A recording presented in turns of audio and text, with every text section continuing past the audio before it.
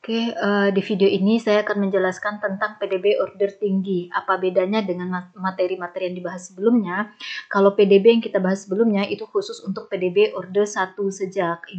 Dalam konteks persamaan diferensial, order menunjukkan tentang turunan keberapanya. Nah, di materi sebelumnya PDB yang kita bahas hanya PDB order 1 karena di situ hanya membicarakan persamaan yang melibatkan turunan pertama saja.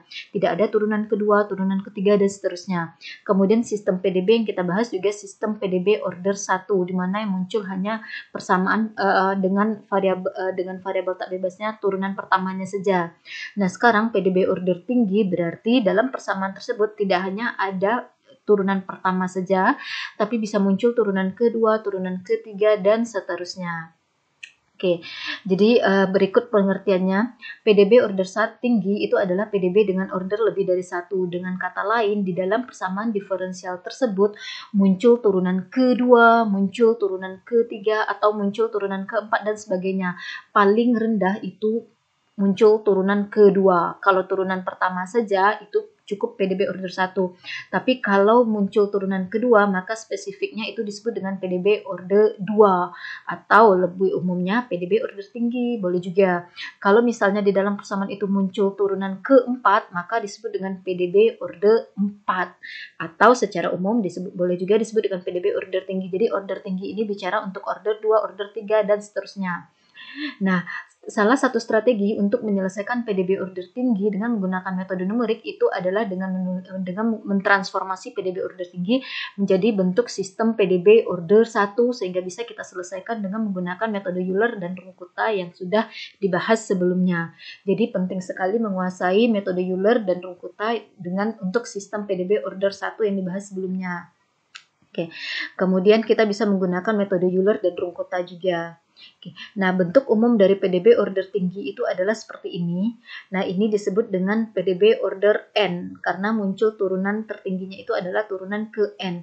Nah, PDB saja, ingat yang namanya PDB saja itu hanya satu persamaan. Kalau sistem PDB ada minimal ada 2 persamaan. Kemudian ordernya itu terkait dengan turunan keberapa. Nah, ini saja itu disebut dengan PDB, bukan sistem PDB. Kenapa disebut dengan PDB? Karena dia hanya mengandung satu persamaan saja. Kemudian, tapi karena turunannya adalah hingga turunan ke N, maka dia disebut dengan PDB order ke N, karena turunan tertingginya adalah turunan ke N. Ini turunan pertama, ini turunan kedua, dan seterusnya. Oke, nah bentuk ini bisa ditransformasi menjadi sistem PDB order 1. Oke, jadi ilustrasinya adalah sebagai berikut atau lebih enaknya saya akan langsung ke contoh soal saja. Ini boleh dibaca nanti. Oke, misalkan diberikan PDB order 2 yaitu Y double aksen atau Y 2 aksen dikurang 3Y aksen dikurang 2Y sama dengan E pangkat X. Nah, ini disebut dengan PDB order 2 karena muncul turunan kedua Y terhadap X. Ya, ini turunan pertama Y dan ini adalah fungsi Y-nya itu sendiri. Kemudian diberikan nilai awalnya adalah Y0 sama dengan 1 yang artinya ketika X bernilai 0, Y-nya bernilai 1. Kemudian nilai awal berikutnya Y aksen 0 sama dengan 0,5. Artinya ketika X bernilai 0, jadi yang di dalam kurung selalu variabel bebasnya, Y aksennya bernilai 0,5. Nah, pertanyaannya adalah estimasi nilai Y pada X 0,8. Nah, kalau dengan metode analitik kan kita tidak bisa menemukan langsung nih, karena kita tidak tahu fungsi Y-nya seperti apa. Jadi kita bisa menggunakan metode numerik. Strateginya adalah yang PDB order 2 ini kita transformasi menjadi bentuk sistem PDB order 1. Nah, kalau masalah PDB order tinggi yang bisa diselesaikan dengan menggunakan metode numerik, itu syaratnya adalah harus diketahui nilai awalnya, di mana nilai awalnya itu mulai pada Y pada suatu X atau nilai Y awal dan nilai turunan ke N kurang 1 yang awal. Maksudnya, kalau di sini turunan tertinggi muncul turunan kedua, maka nilai awalnya yang perlu diketahui adalah nilai awal Y-nya dan nilai awal turunan pertamanya. Kalau misalnya PDB-nya order 10, berarti ada turunan ke 10 ya. Maka nilai awal yang diperlukan adalah nilai awal Y, nilai awal turunan pertama atau nilai awal Y aksen, nilai awal Y2 aksen, nilai awal Y3 aksen, hingga nilai awal Y9 aksen atau turunan ke 9. Itu konsepnya. Oke, kita kembali ke soal ini. Kita ingin mengestimasi nilai Y pada X sama dengan 0,8. Tadi ini adalah PDB order 2 kita yang sesuai dengan soal.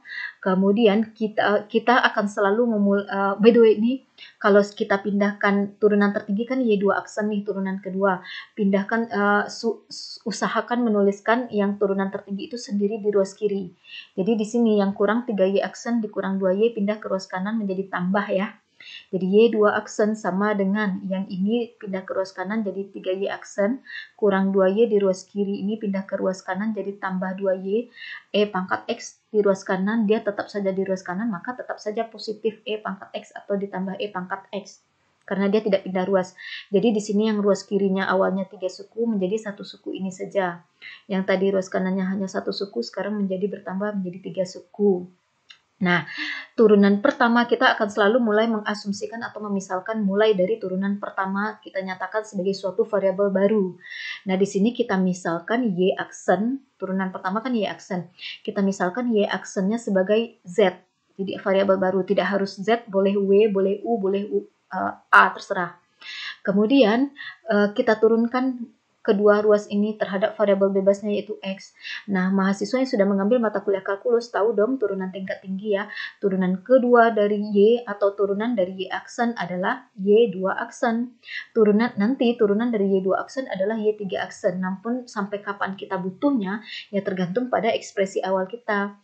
Nah, tadi kan di sini turunan tertinggi Y2 aksen, maka kita cukup menemukan sampai Y2 aksen saja. Diperoleh dengan menurunkan persamaan Y aksen sama dengan Z terhadap variabel X. Turunan dari Y aksen adalah Y2 aksen, dan turunan dari Z yang di ruas kanannya ini adalah Z aksen. Nah, jadi jika Y aksen sama dengan Z, maka turunan dari Y aksen sama dengan turunan dari Z, itu maksudnya. Atau notasinya dituliskan seperti ini. Turunan dari Y aksen adalah Y2 aksen, turunan Z adalah Z aksen. Nah, kita cukup melakukan sampai sini saja turunannya karena turunan tertinggi adalah Y2 aksen. Nah, dari dua persamaan ini kan Y2 aksen sama dengan Z aksen. Dan Y2 aksen itu tadi sama dengan 3Y aksen tambah 2Y ditambah E pangkat X. Maka gantilah yang ruas kiri ini dengan ini. Nah, inilah dia. Oke, yang Z aksen di ruas kanan biarkan tetap. Dengan demikian, dari bentuk ini kita punyai Z aksen sama dengan 3 kali Y aksen ditambah 2Y tambah E pangkat X. Namun, sebagaimana di sistem PDB, itu kan di ruas kanan tidak boleh ada bentuk turunan ya. Oleh karena itu, Y aksen ini kita ganti dengan Z, karena kan tadi Y aksen sama dengan Z. Oke, jadi yang Z aksen sama dengan ini, jadi kita tuliskan Z aksen sama dengan 3Z, karena Y aksennya sama dengan Z ya, 3Z ditambah 2Y tambah E pangkat X-nya tetap. Nah, dengan demikian kita menemukan bentuk transformasi dari PDB order 2 ini menjadi sistem PDB order 1, yaitu tadi kan yang ada turunan pertama adalah Y aksen dan Z aksen. Maka sistem PDB-nya Y aksen sama dengan Z, ini dia persamaan pertama. Persamaan keduanya Z aksen sama dengan 3Z ditambah 2Y tambah E pangkat X, ini dia. Nah, dan ini merupakan sistem PDB order 1 karena hanya ada turunan pertama saja. Udah, jadi kita berhasil mengubah PDB order 2 menjadi sistem PDB order 1. Nah, bagaimana dengan nilai awalnya? Kita tidak bisa lagi benar-benar pure menggunakan nilai awal yang ini. Harus disesuaikan dengan variabel tidak bebas yang kita punya. Nah, variabel tidak bebas yang kita punya adalah Y dan Z. Oleh karena itu, kita harus menggunakan nilai awal nilai Y pada suatu nilai X dan nilai Z pada suatu X. Nah, di sini nilai Y pada X sama dengan 0 kebetulan sudah ada ini. Ya, jadi bisa digunakan ini. Y0 sama dengan 1 masih. Nilai Z pada X sama dengan 0 berapa? Nah, tadi diketahui nilai Y aksen sama dengan 0, pada X sama dengan 0 adalah 0,5. Dan nilai Y aksen itu kan sama dengan Z dari sini. Maka Z pada X sama dengan 0 adalah 0,5. Jadi yang ininya tetap, tapi yang ini hanya ganti Y aksennya menjadi Z saja. Nah, oleh karena itu, untuk mengestimasi nilai Y pada X sama dengan 0,8, kita bisa menggunakan metode Euler atau metode Runge-Kutta pada pembahasan topik sistem PDB sama persis. Jadi yang saya bahas hanya bagaimana mentransformasi yang PDB order 2 menjadi sistem PDB order 1 saja.